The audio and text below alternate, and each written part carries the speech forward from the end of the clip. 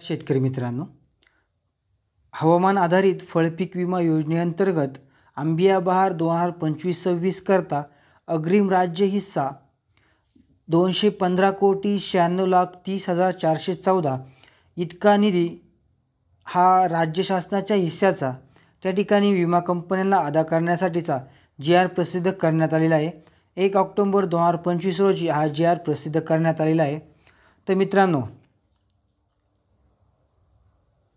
संत्रा, मोसंबी, काजू, डाळिंब, आंबा, केळी, द्राक्ष अ व ब प्रायोगिक तत्वावर स्ट्रॉबेरी व पपई या 9 फळपिकांसाठी 30 जिल्ह्यांमध्ये महसूल मंडळ हा घटक धरून जे काही विमा कंपन्या आहेत, म्हणजे भारतीय कृषी विमा company, Bajaj alliance, general insurance company, future generally India insurance company व युनिव्हर्स सॅम्पो या इन्शुरन्स कंपन्या आहेत। या इन्शुरन्स कंपन्यांच्या मार्फत त्या ठिकाणी शेतकऱ्यांना हा पीक विमा त्या ठिकाणी दिला जाणार आहेत।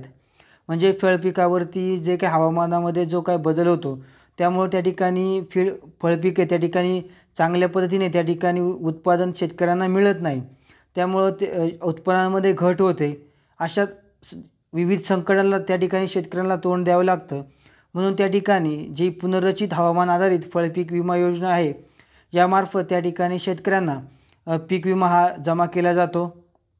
पाठीमागील वर्षी किंवा 2024-25, 25-26 या 2 वर्षामध्ये त्या ठिकाणी हे जे काही पिकं आहेत 9 फळपिकांसाठी त्या ठिकाणी हा विमा त्या ठिकाणी दिला जातो। तर आता अग्रिम जो काय पीक विमाचा जो काही हिस्सा आहे, राज्य हिस्सा, तो त्या ठिकाणी विमा कंपनीला त्या ठिकाणी अदा करण्यात आला आहे। त्यांच्या बँक खात्यामध्ये त्या ठिकाणी तो जमा केला जाणार आहे। म्हणजे ह्या ज्या 4 कंपन्या आहे इन्शुरन्स कंपन्या, भारतीय कृषी विमा company, Bajaj Allianz, Future Generali, Universal Sompo, ह्या ज्या 4 विमा कंपन्या आहे, ह्या विमा कंपन्यांमार्फत त्या ठिकाणी शेतकऱ्यांना विमा त्या ठिकाणी मिळणार आहे। तर तुमच्या जिल्ह्याची विमा कंपनी कोणती आहे, जर तुमच्या जिल्ह्याची या 4 पैकी जी विमा कंपनी असेल तर त्या जिल्ह्यातील शेतकऱ्यांना हा फळपीक विमा त्या ठिकाणी मिळणार आहे। म्हणजे राज्य हिस्साचा जो अग्रिम पीक विमाचा जो काही हिस्सा आहे तो त्या ठिकाणी वितरित करण्यात आलेला आहे। म्हणजे 215,96,30,414 इतकी रक्कम त्या ठिकाणी वितरित करण्यात आलेली आहे। अशी महत्त्वपूर्ण माहिती होती मित्रांनो। व्हिडिओ आवडला असेल तर नक्की लाईक करा आणि आपल्या शेतकरी मित्रांना जरूर शेअर करा।